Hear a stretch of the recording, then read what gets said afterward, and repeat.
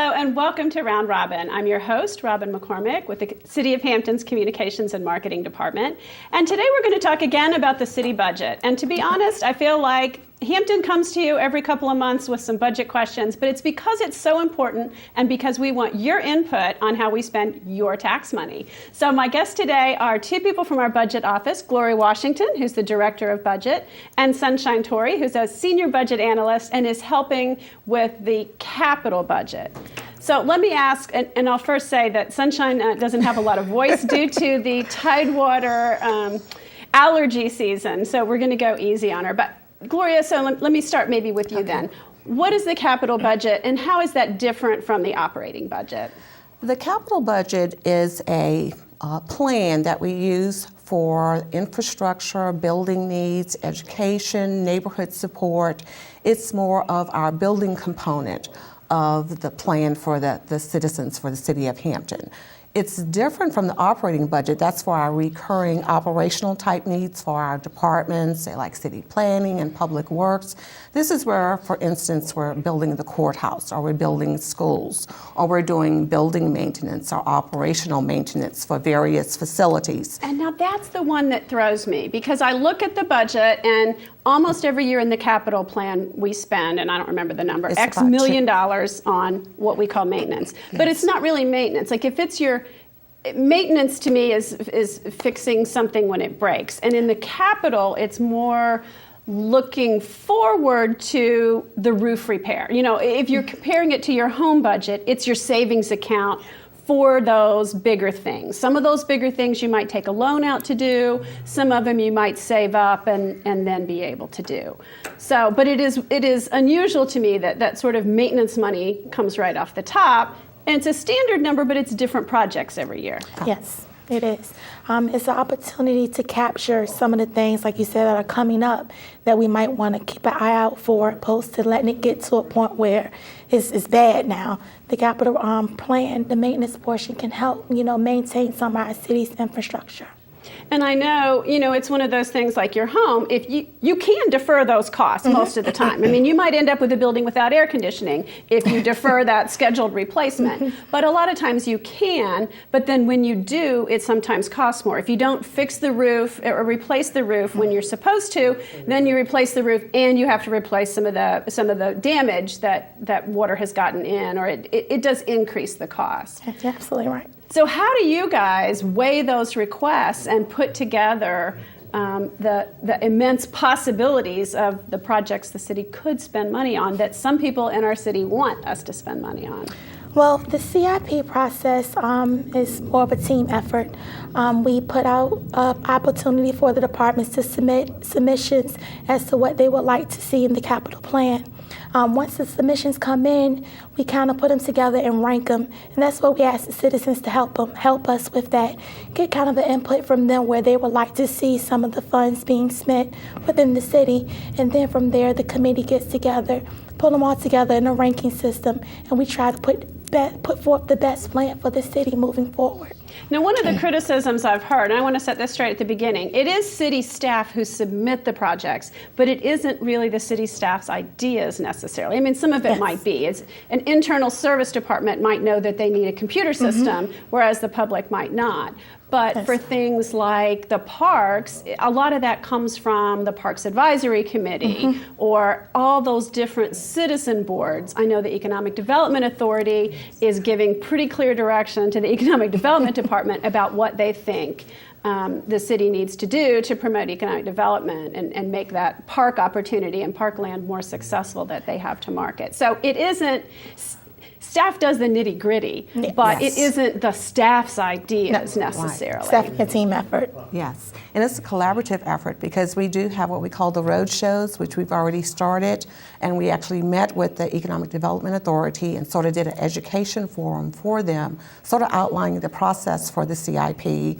Let's not call it CIP. I know that that's an internal thing, but we have a no acronym zone here at Round Robin. Okay, so capital projects or big projects. Okay. Let's just say capital projects. Okay. And the focus is to get the input from the various advisory boards, from the neighborhood commission, from the citizens. So as Sunshine said, as we can use that as a tool along with other input that we get from executive management and from even the departments, because we have what we call a CIP committee, Capital Improvement Committee, which is made up by various, what we call our engineers, our department heads, public works, our strength that's within the city that knows about these various projects. And we come together with all of the tools, and we use some of the tools that we've had from meeting with the citizens and with council regarding their strategic planning sessions to say, okay, we have this certain pot of money, and we do have dedicated money that we get from the Virginia Department of Transportation for streets and roads, those kind of things. But we use all those as a tools to look at it, because as Sunshine said, we probably had over, 150 submissions, and we probably can fund possibly half of those. Yeah. So, and when you say half, that's also over a 5-year period, that's not over next year. Yes, over a 5-year period. And it is important that these things, you don't just, they pop up every year and you pick 5. I mean, you have to really plan for, and some of them require an engineering study in 1 year, and then you build it out even over 2 years. Some of them require bond financing. Absolutely. I mean, it's complicated money stuff that I will never understand that you guys are so good at.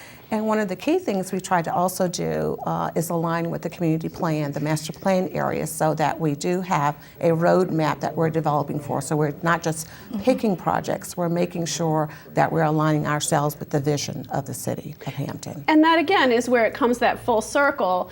And the community has said what they want Hampton to look like. Yes. And it is a very long-term plan, because some of those master plans, well, we're updating so many of them, because it is encouraging to go back and look at the Coliseum master plan and you go, done. Yes. I mean, a lot of those things, the whole Peninsula Town Center, a lot of that, you do see the fruition, and it's exciting because it takes a long time to do things. It really does. So, Gloria, since you and I have been here, we came about the same time, and Sunshine's even newer. It's been difficult, because I've seen your graphs and charts, and the amount of money that is available for capital has gone way down as our home values have shrunk, our tax base has been tight during this recession. But last year, the citizens told us we want to maintain what we have and we want to invest in the future. Yes. It's time to look at growing our city's assets so that we can be the city we want to be, attract more people, increase the jobs, increase the tax base. So my concern is, and it's two sides of the same coin. So people now expect things. They've said, yes, we're going to fund some more things, but now you guys are going to have to go, ooh, wow, that money might not go as far as you think, and how do we decide which things we do fund? And again, we're getting back to the strategic planning process that we had with council, and they're the voice of the citizens, and also, again, meeting with the various boards and commissions, and we're going to have the community forums. So those will be tools that we use along with the roadmap that we have for the 5-year plan, because as part of the plan, the first year we adopt, the other remaining 4 years are planning years. So we're always looking at a revolving look at the CIP, where you look at it every year, even though it's a 5-year plan. So with using all of those type of tools and working with the community, we're hoping that we'll get valuable input and collaboration to say, okay, this is our next step. This is the pot of money we have. And we're trying to do this earlier in the process this year. Last year, we were later. We got pushed later last year. We started early. It just didn't. It's hard to do things and involve the public. Yes. Honestly, between mid-November and the end of the year. Because of the holidays. People are just so busy, and it's not where their attention is at that time. But so we are starting. We are starting a lot You early. guys are doing it all. A lot earlier. A lot earlier. Yes. And so a road show, what is a road show?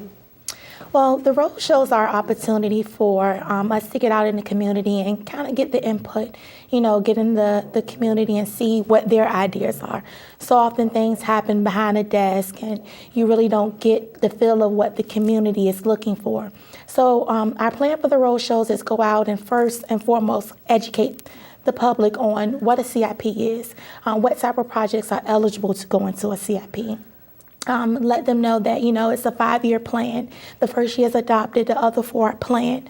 Items that go into the CIP must be at least $50,000 or more and have a life expectancy over 5 years. So the education point will be put forth first. The second part of that is to gain input as to what they would like to see in the plan, how they envision Hampton moving forward.